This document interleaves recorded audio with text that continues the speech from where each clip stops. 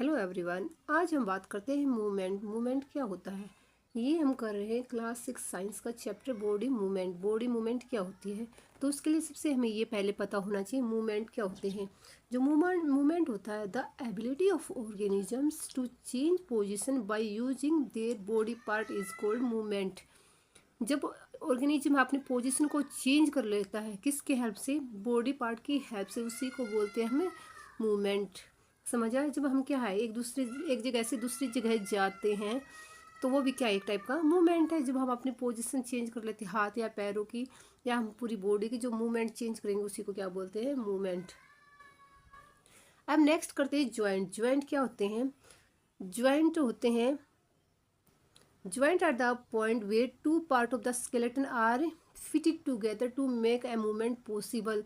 Joint में क्या होता है, जो स्केलेटन के हमारा जो बोन्स का जो ढांचा है वो आपस में फिट हो जाता है, जिसकी वजह से मूवमेंट पॉसिबल होता है, उसी को ज्वाइंट बोलते हैं। या इसकी दूसरी डेफिनेशन क्या होती है? जब जहाँ पे दो बोन मीट करती हैं, जहाँ पे दो बोन मिलती हैं वहाँ उसको क्या बोलेंगे? हम ज्वाइंट बोलेंगे। For example the hip joint, elbow joint and knee joint, ये सारे किसके ज्वाइंट के एग्जाम्पल है। जो ये एग्जाम्पल दिए हुए हैं इन सभी में मूवमेंट होती है, लेकिन जो मूवमेंट है वो हमारे बॉडी के अलग अलग पार्ट में होती है। अब इनके बारे में हम डिटेल से पढ़ेंगे। सबसे पहले बात करते हैं हम बॉल एंड सॉकेट ज्वाइंट।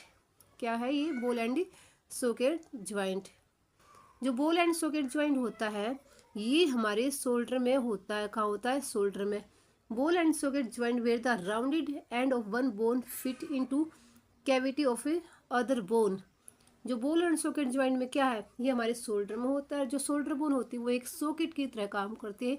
जो हमारा हैंड हो गया, ऊपर से जो बोन होती है वो एक बॉल की तरह काम करती है। वो एक दूसरे में इस तरह फिट हो जाती है ताकि मूवमेंट है वो ऑल डायरेक्शन में पॉसिबल हो सके।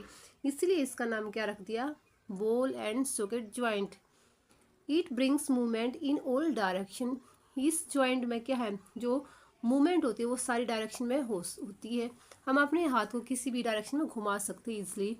और ऐसे ही सेम जो हमारी हिप होती है वहाँ पे भी सेम ज्वाइंट होता है, जिसको हम क्या बोलते हैं? Ball and socket joint. तो ये कहाँ का होता है? कि हमारे शोल्डर में होता है, एक हमारे हिप में। जो हमारी लेग है जो ऊपर से अटैच होती है उसको हम ऑल डायरेक्शन में क्या कर सकते हैं? मूवमेंट कर सकते हैं। ये होता है बॉल एंड सॉकेट ज्वाइंट। अब बात करते हैं हम next pivot joint. Pivot joint क्या होता है?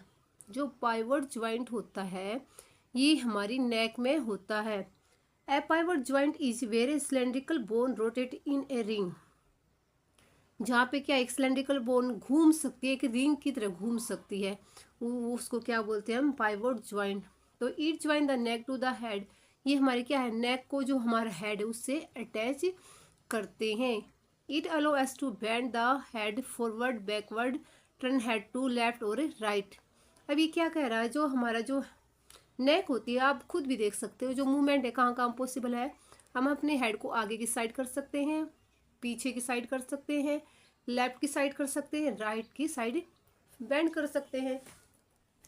आप खुद करके देख सकते हैं इन चीज़ों को। क्या आप रोटे गोल गोल घुमा सकते हैं अपने नेक को? Note possible. क्या आपने अपने फेस को कभी आगे, आपका फेस क्या फ्रंट में होता है, क्या पीछे देखा कभी? करके देख, नोट पॉसिबल।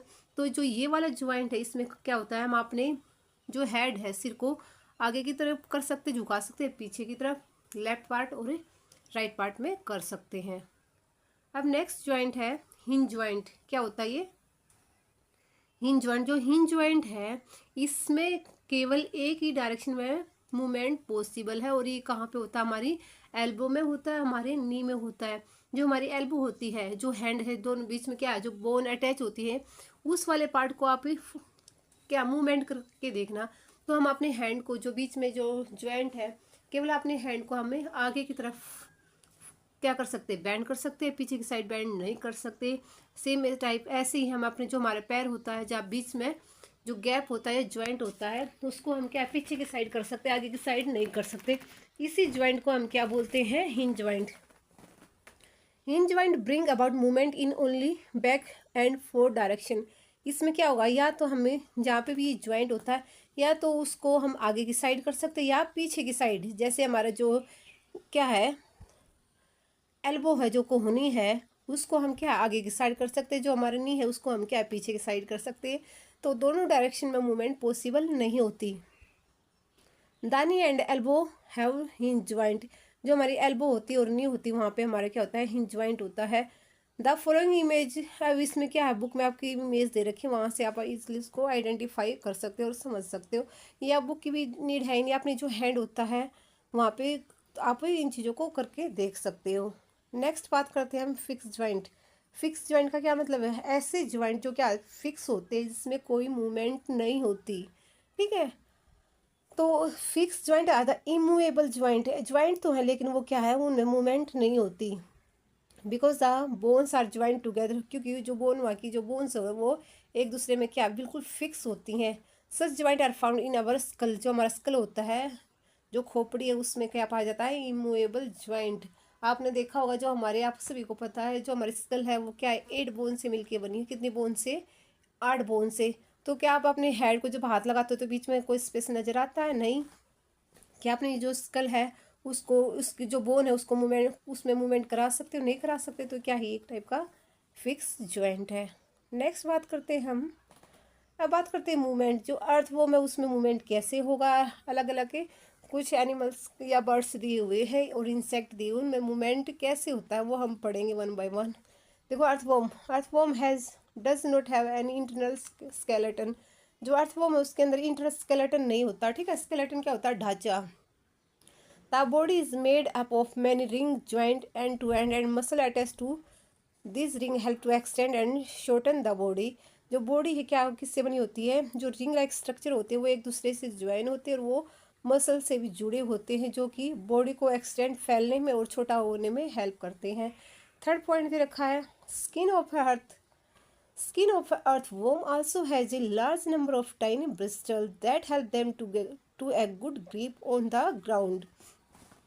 जो अर्थ होती है, सॉरी, जो स्किन होती है अर्थवॉर्म की उसमें क्या होते हैं, छोटे छोटे ब्रिस्टल प्रेजेंट होते हैं। ब्रिस्टल क्या होती है, हेयर लाइक स्ट्रक्चर होते हैं। ठीक है, ब्रिस्टल क्या होते हैं, हेयर लाइक स्ट्रक्चर, जो कि इंसेक्ट में मूवमेंट में हेल्प करते हैं। तो ये क्या करते हैं, जो ब्रिस्टल होते हैं वो ग्राउंड से चिपके रहने पे, ग्रिप क्या होता है, चिपके रहने में हेल्प करते हैं। अगर हमारी बॉडी, जैसे हम चलते हैं तो हमारे चलना कैसे पॉसिबल हो जाते हैं, हमें एक पैर को क्या है ग्राउंड से पैर रखते हैं, वो उससे अटैच रहता है, और सेकंड पैर को हम उठाते हैं। ठीक है, क्या हम दोनों पैरों को उठा के चल सकते हैं, क्या पॉसिबल नहीं। हम एक पैर को नीचे रखते हैं, दूसरे पैर को उठाते तभी चलना पॉसिबल हो पाता है। इसी तरह जो अर्थवॉर्म होता है उसके आधा जो पोर्शन होता है वो क्या है, कोयल बना के आगे बढ़ता है, और जो पीछे वाला पोर्शन है वो क्या ग्राउंड से चिपका रहता है।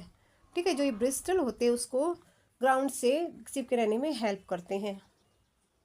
नेक्स्ट है, repeated extension and contraction of the body muscle enable the earthworm to move through the soil.